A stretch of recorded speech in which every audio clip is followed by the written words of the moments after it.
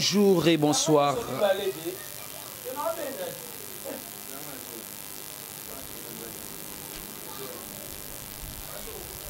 Hey. Voilà.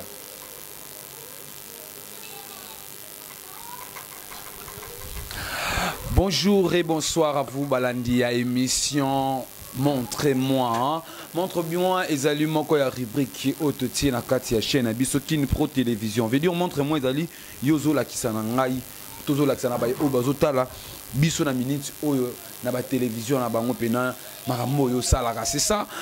Ne raison ya émission na biso montre-moi ezali moko ya ba rubrique autotie na chaîne Abiso Kin Pro Télévision na biki na moment o bozali ebele na kolanda biso. Là, je profite déjà sous cette occasion de passer mes big salutations à celle qu'on appelle Badega Schengen. Pourquoi pas président Roy Kishi, Aimé Lewa Pandoukou et sans oublier chef d'état-major Papi Kawa, il y a 10 ans de pouvoir. Léna Lazaïroise, petite sœur propre dépouille. France, nous allons réaliser cette émission avec Loski Losouk et c'est lui qui sera mon invité d'aujourd'hui. Hein. C'est lui qui sera mon invité d'aujourd'hui. C'est avec lui que nous allons réaliser cette émission. Émission où Ezali a DV Loterie. Ezali n'a pas DV Loterie. Alors, je préfère que tout ça, lorsqu'il le souk, parce qu'il y a des gens qui ont moi, la réalité, la DV Loterie. Na ba États-Unis d'Amérique à travers de loteries baza baye oyo bayebi moi ba vérité na ba maramo biso tokoki ko ignorer donc c'est que bangonde baza pena dini ya koloba na biso ba vérité sur yango. Alors je profite déjà de passer encore mes big salutations à Jordan Diba Clock, hein? Jordan Diba Clock, big salutations, pourquoi pas manager Emery Lissi Kasonga, big salutations, pourquoi pas Léonard Lombe, big salutations. Nabino, il est là tout près de moi, déjà mon invité d'aujourd'hui, Loski Losuke. Bonjour. Bonjour Stromae. Boni. Kimizali. Alors tout ça déjà, Libosse, il y a chaîne Abiso Kin Pro Télévision, où ils ont l'émission Montre-moi. Déjà, Balando, Baolanda Abiso Bazali, Wana Soki Koki Kota la Bango, on s'adresse d'abord à Bango et par après au Kozon de Langaï. Oui, premièrement, on fait si bien nombote, Nabanda Konabino, Bino Baïboyambi Biso, sans autorisation, sans frapper la porte. Je fais si bien d'abord merci pour l'Andabiso parce que tout ça n'a pas vérité, belé à Goye Bisabino. Tozolanda ebele bazoleka na ba écran bazoloba makambo oyo esengeli koloba te peuple congolais ça souffrir trop mais bozobakisela bango lisusu bajour likolo na bango. Alors bozana posa ba vérité koleka kati ya émission tozosola na maestro na émission na bino. Voilà. Est-ce qu'on va le voir tout ça soit à l'aise t'as quand on est au tala au tiens dans kati ya cyber café hein? Ouais, cyber café studio photo Sky Image. Ezali studio photo Skymet. Oui, oui, makambo ya DV Loterie. Premièrement, au moins combo na yo, tu peux l'écrire même moi na yo ako komango pe. Esengi na mote ba norme moko bo. Mais makambo esengi photo, ezo senga pe ba kolo photo, bato ba yi basala ka musala wana ya makambo photo, ba pesa sens na photo pour que au réussir na DV. C'est un peu ça. Alors wana eza domaine na biso, biso to studio photo Sky Image. Ils ont mis na commune à Kinshasa au croisement des avenues Croix-Rouge na Kasavubu. Juste croisement wana kaka na coin. Ils ont Croix-Rouge 114. Voilà.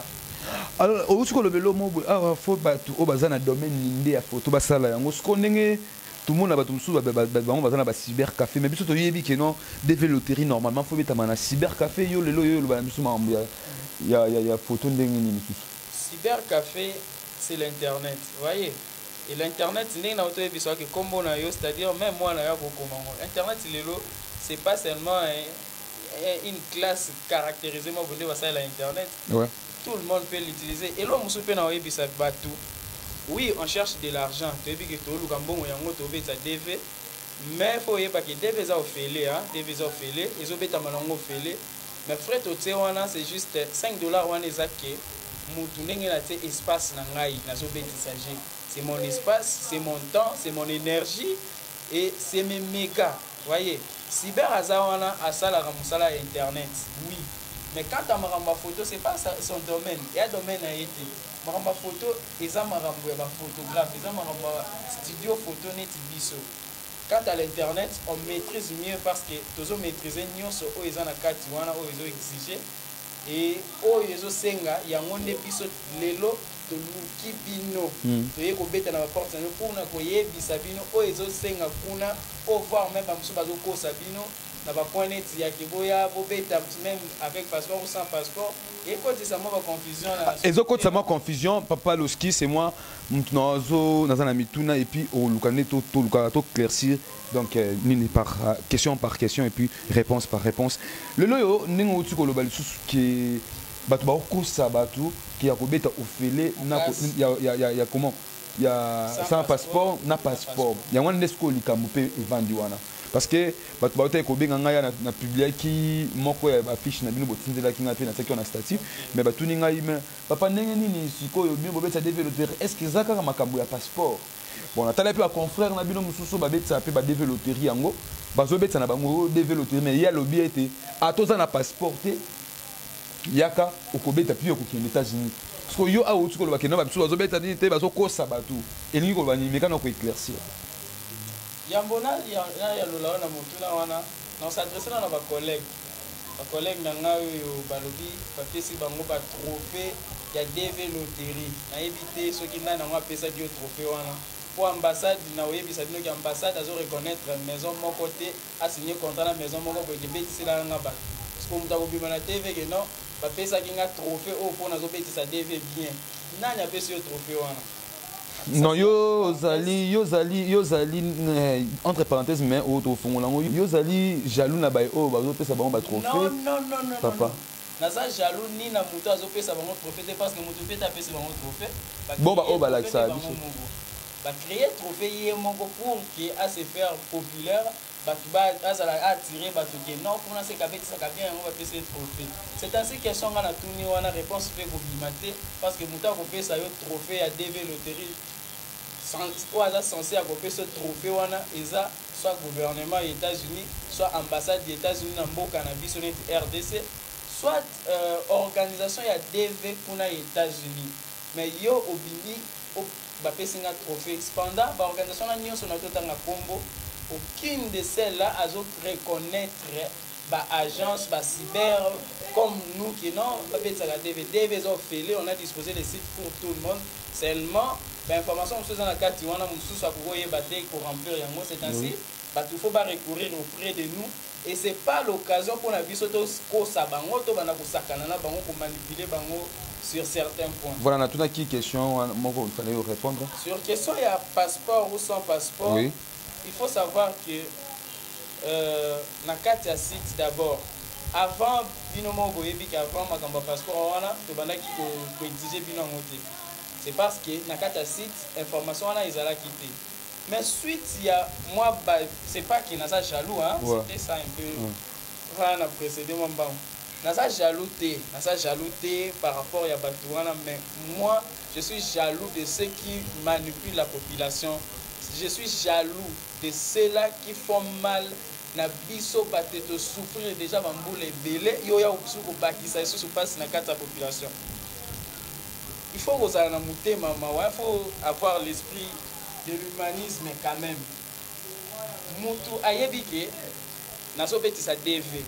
Na kata site wana oyebike basengi identité ya mutu ba origine na ye na passeport wana bazo senga te photocopie to papier nango non basengi kaka juste un numéro ya passeport et aussi date d'expiration ya passeport wana parce que passeport wana faut ezala en cours à validité même si passeport il faut expirer lobby net lelo boto lo parce que passeport il faut expirer lobby beta lelo et kozala valide ekoleka ce que c'est la te non au bana ko tuna po ba o bozo tuna wana pe bazo kosala bino kaka wana c'est un point na meki ko toucher ba oyo basali que koya na cyber mutu aye ko beta mais akobanda su kokosa ye sur certains points aux anakata site oui tu as vu que site est disposé pour tout le monde hein, le site est disposé pour tout le monde parce que pas na biso parce que biso nde tozoye ba information na kati alors il faut que yebisa ka batu vérité na kati wana basengi juste un numéro ya passeport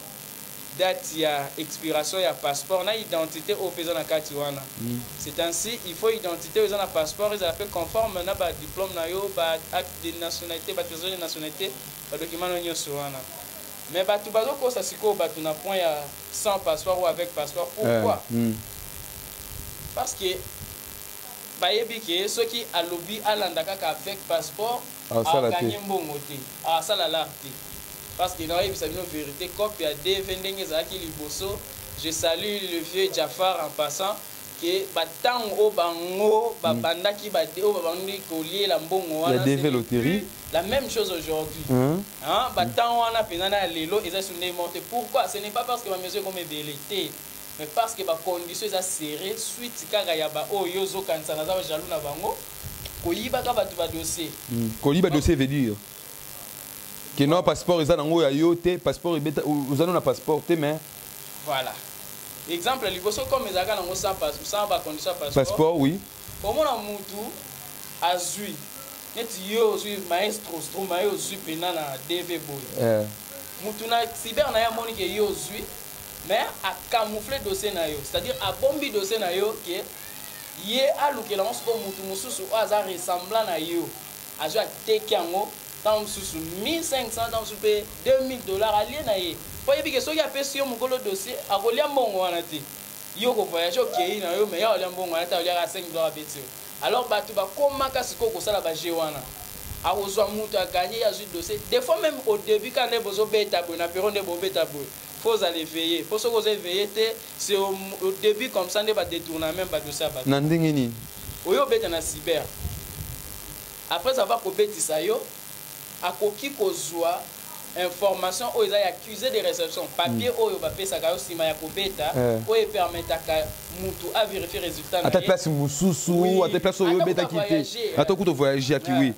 O ko vérifier résultat na yo. Mais au mona mutu bandeko o bazo betisa DV na ba maison na bango wana ya na ba maram na bango ki moyibi ba kozwa information ya solo ba garder ngo pona bango oyo ya faux ba pesi ya moto. Pourquoi je dis ça? Parce que ngamoko et pas nanga j'ai eu à voir cela muta beta hier avec vérifier résultat pas nanga je vérifie bazo bisanga ki information zo bimaté sur ba coordonnées na kotisi wana. J'insiste, ça me répond toujours comme ça. Je demande à la personne au betaki wapi ayebi ngai maison a betaki akokotanga komba wate ayebi singa maison a betaki na yebi piango et na comprendre que ba tripotaki est dossier ba mema qui est ba bomba qui information ya bien. Vous voyez déjà au début ba yiba qui est déjà dossier.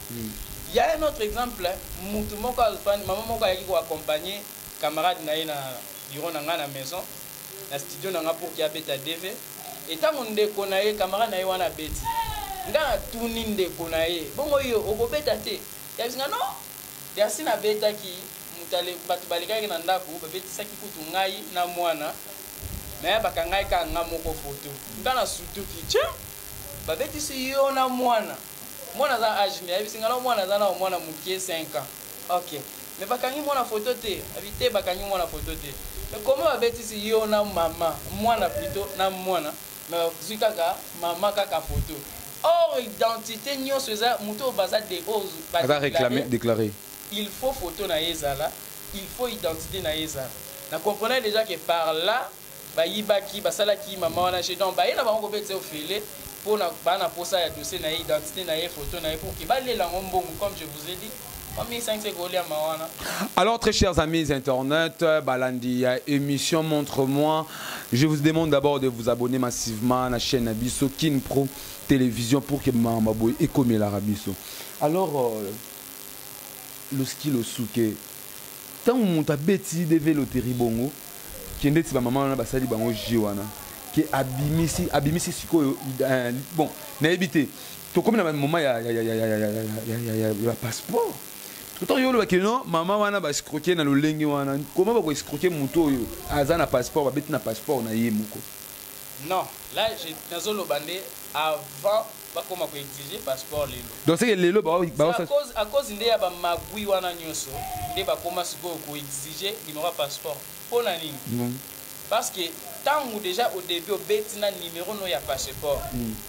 Na identité donc information à passeport na yo moko et prise en cours à validité tant ozwa même si après passeport on est expiré na auto lobaki, même si qu'on expiré lobby yo beta kaka parce que je sais que tant qu'il est même na niveau interview donc même mukanda na yo ola kisa et aussi na oyo renouveler ki yango vous allez accompagner même si oyo renouveler ki ko na numéro musu c'est pas un problème, il suffit de garder ndé oyo betela ki wana ata expira. Maintenant ba komi ko senga ba information wana parce que batu muta kozwa ba yibi dossier. Alors déjà tant mutu abeti na numéro d'information ya passeport na ye ata yi mutu muso a su dossier na yo ata zui ba asalisi diplôme o ndenge batu babetaka ba mafia na bangwana nyonso ukanza okende na affaires étrangères kuna akende kosala passeport na numéro oyo yo impossible.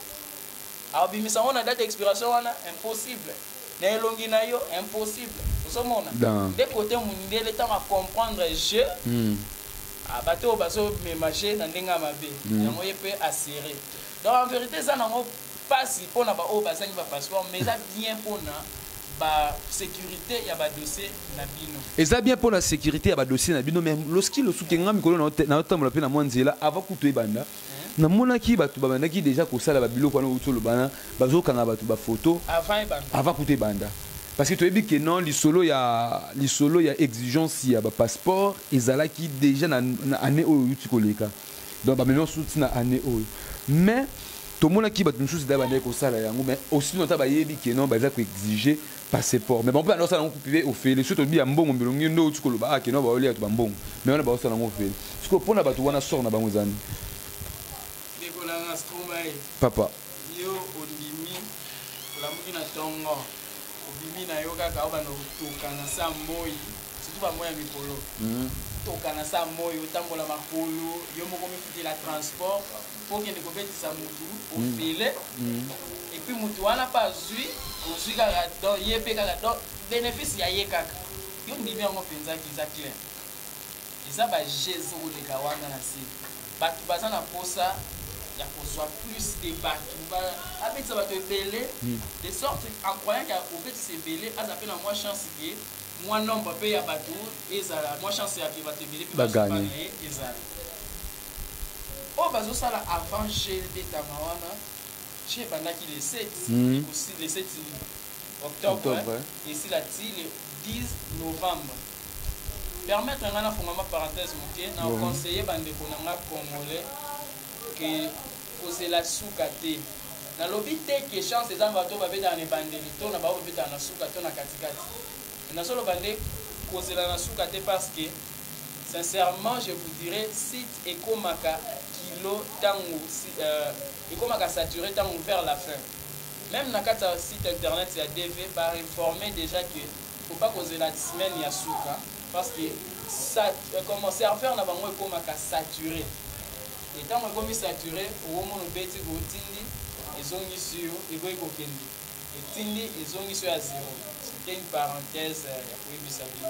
Bien donc namoni tozokomaka déjà na suka ya émission na biso tokomaka na suka parce que ezalaki déjà essentiel namoni eza oyo déjà toti koloba alors bino bosala ndenge nini siko na maison na bino Sky Image bosalaka ndenge nini ba formalité ya makambo ya développer. Bon, pour la formalité à développer, d'abord au début, que j'ai et Bandaka, là je profite de toucher point au bâti. Au début déjà, j'ai ce bandanet, année au balançage qui a mon laissé. Et ici là quand nous ouvrons les 10. Ici là les 10, oui. Et tant nous taillons, nous les servons, nous l'accueillons, nous l'informons. Exemple, Kaya Bat, on a pour la bateau. Certaines personnes viennent qui non, on a déjà avec ça ou sans passeport, on a pour déjà. Il y a des gens aussi déjà qui ont bongo à Yépe qui non, on a sans passeport. En fait, c'est qu'à bongo, tchanga, tchanga, on va essayer d'expliquer les dangers où ils ont ceux qui ont sans passeport. Vraiment. Il y a des dangers parce qu'il y a 3 points au bas de télévision dans le site pour les sans passeport. 3 points, je ne vois pas les Congolais répondre à cela. Il y a le premier point, Mouka Bokobeta sans passeport, et ça, il y a là sans nationalité. Il y a un gana bandeko, il y a un Congolais, sans nationalité, c'est que point wana déjà barré. Deuxième point, c'est que ceux qui ont ali ressortissants, il y a pays moko ils ont pris en otage par les djihadistes. Donc je dirais qu'ils sont en état de guerre. Voilà. Le gouvernement a travaillé pour faire son passeport. Là, c'est réfugié déjà ailleurs. Moyen pas le gouvernement fait son passeport. Exact. Il y a aucun sans passeport. Ou bien troisième point à Souka, ils ont que ceux qui ont renoncé à droit na yo il y a passeport. Droit na yo ndenge ezalaki Congolais na droit ya kotanga, Congolais na droit alia malamu, Congolais na droit azala libre. Maintenant na droit na yo ya passeport yo renoncé na yango donc boma yango. Ezate ki ofandika betenga na longo na sur droit wana na sur na droit passeport te. Ceux qui déjà au salaire yango avant. Ouais, au salaire moi avant et aussi ba pesa yo document wana. Document wana sikoyo oh, parce que Sabino va sans passeport, demandez-leur, Sabino ou parce que l'interview que nous avons pourquoi vous renoncez à la droit à passeport. On répond si tu réponds bien oui, mais ceux qui m'ont dit le wana, donc nous avons interviewé, ceux qui ont remarqué que nous avons ça, il y a pas que bon on a une chose qui va dépenser. Des manches wana. Ceux qui combien vous essayer de dépenser wana, nous ce qui maille. Pour ça, le réfi, il y a visa. Voilà. Alors voilà, donc Fongo le Fongo. Moi je dirais que bêta n'a passeport. Si vous n'avez pas le passeport, c'est une réalité. Tout ça, on a alors livré, passeport. Bon, on ne sait quoi faire. On ne sait quoi faire. Je dirais au bazar sans passeport. À patienter l'année prochaine. Le gouvernement est capable de décanter la situation. Si l'année prochaine, on a sûrement passeport et coupé sa malicieuse, vous avez qui est pédé dans le ministère des Affaires étrangères. Oui, vous avez beaucoup de passeport, on a beaucoup de bétail, vous avez une chance à vous gagner. Parce que les lots, ceux qui suivent sans passeport. Micro, merci. Ceux qui suivent sans passeport, en tout cas, je vous dirais que c'est un danger pour vous-même. C'est un peu ça, très chers amis internet, déjà, je profite de passer mes big salutations à Gloria Niembo la Cataléa, Gloria Niembo la Cataléa, pourquoi pas celui qu'on appelle Iverson Biaka, big salutation à Yemoko Deka Kindankat en Delphi, Kabambi, big salutation à mon réalisateur, le président d'MC Lisala, président d'MC Lisala depuis Canada, big salutation à yo. Alors, Bobet Sakaka a deux loteries aux États-Unis, tona deux loteries Moussousou. Bon, pour l'instant, on se spécialise d'abord dans les États-Unis. Dans les États-Unis. Alors, est-ce que moi ezali de konanga mo wabeta ki deve loterie mais du moins aza moi sto mobali boko ki osala di sorti ke mutu mo wabeta pa na bino gagner ki ba yana nzela mo basala bosala pe ba démarche wana to bosala ngo ndengeni mutu wana oyele pa na yo ki azoka ku en fait o azwaki azoka mta couper na aya pour que na ça ela yi prise en charge o azwaki nde aya donc veut dire mutu ko beta beta ki ne place mususu mais aya ne pa na yo ozulaye prise en charge. Wana ozo sala. Ozana bato pe le jeu sala pe de ngana oteko kumiso awa liboso parce que na o ngana mona mais mo suppo o confirmer bango. Baza ebele na kotanga bakombo na bango AD parce que libanga tala kaka. Ba pese lote. Teza libanga te. Mais ta publicité na yo après tout. Et ta publicité na yo. Moi je vous dirais que nazana bato ebele o basi bakenda bakombo na bango seulement bon. Baza ebele exemple na ko pesa mbote na Maryse, Azana, États-Unis, ils sont tellement nombreux que ça commence à même. Didier, voilà. Voilà, Gaïs, oui. comment encore, Esther, voilà. Baza vraiment Randall. Tazo benga ngana pe video Alexandra tala kana ngomo tambola lango ya ba réalité ya kuna awa to vivre na wa moi mikakata la réalité za kuna ça vraiment avantageux. Alors kota la kolanisa mande osala musala na moi te mais honnête pena ezali parce que koloba ba vérité ou tu koloba awa honnête ezali na bi ke moko akogoza la pena pour ndekone mo gagner ki awa mais bah le place moi qui bah aussi la bombe ça peut-être bah pour contacter ou alors bah zone numéro nini et puis adresse. Ouais, numéro de contact Isali 082. Aussi la boîte à poids plus wana et ça bon plus 243 code Amboka 243, plus 243, 82, 39, 73, ça 75. Nabandeli, plus 243, 82, 39, 73, ça 75. Voilà. Adresse Nabiso Ezali, avenue Croix-Rouge, numéro 114, la commune ya Kinshasa, au croisement des avenues Kassavubu, na Croix-Rouge. Juste dans le croisement, on a commis, pour tourner à l'action facilement. Référence, na copé Sabino, référence à rond-point Willery, ce qu'on commet, on tourne référence à croisement Croix-Rouge, Kassavubu, à la Kisayo. Ce comme la maison communale à Kinshasa, lycée Kabamba, nous sommes à la Kisayo, facilement pour rejoindre Bisso. Et en tout cas, bon, ça là vraiment vigilant parce que à lire ma cambezui et comme des moussus, parce que ça devait juste fois gagner bon mot parce qu'il y a manque à gagner. Et ça coûte perdre, même si tu as supporté en moté. Azo boya manque à gagner. Pour manque à gagner, tu vas supporter na yé. Go supporter na. Gagner na yoté, au perdre na yoté mais on gagne na yoté. Faut supporter. Mais bango balingi te abeti sa yo sans passeport pour aller na $5 na yo wana c'est il suffit ya ali amoka na tuni suboy yo moko beta te tondeni to yo molinga na yoté est-ce que on doit te pour ani olina la passeport na ngato on doit rater pour na nini passeport nous a problème de on doit rater pour na nini c'est na rater c'est parce que voilà que tout point on a le bain bandi en fait, l'organisation américaine, il y a des loteries, ils vont reconnaître qui sont des comme des partenaires, tout le monde, voisin, parce que les gens sont non, mais c'est pourquoi parce que ils vont reconnaître que ceux qui ont un avantage qui non, on doit avoir un avantage mais belé ko tu banya muka na bango parce que na shida c'est déjà ba yi ba ku ba dossier bon yé mo ah ça vraiment donc ça qui est chance ya mutu deve loterie ba ko soteo nga ya so beti foka ko zoate et ça a chance à mutu pourquoi poser que non ba yi bisa ki obongo ki peut beti aussi mais ba ko sote que parce que ba yi bisa ki obongo non et ça chance à mutu mais biso na Sky Image je dirais eza grâce hein eza grâce à Nzambe nazo sungaki to bimisa ba gagner chaque année année laquelle bimisa combien de gagnants année passée là je dois voir avec mon secrétaire pour savoir le nombre mais j'ai pas ça en tête vous en mais ba dozo qui dit moi ba image pesali ouais ba image pesali ba zo ta pour te poudre ah bon ça la publicité pour année c'est ça la publicité